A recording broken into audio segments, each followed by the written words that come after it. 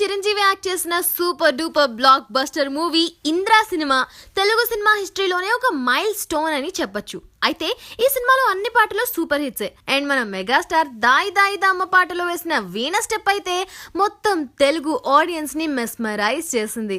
ఇది అందరికీ తెలిసిన విషయమే కదా. అయితే ఈ వీణ స్టెప్ కున్న క్రేజ్ ని దృష్టిలో పెట్టుకుని నాడు అన్నయ్య వేసిన వీణ స్టెప్ ని తమ్ముడు పవర్ స్టార్ పవన్ కళ్యాణ్ స్వయంగా సర్దార్ గబ్బర్ సింగ్ లో ట్రై చేసి తన ఫ్యాన్స్ ని ఆనందపరిచాడు.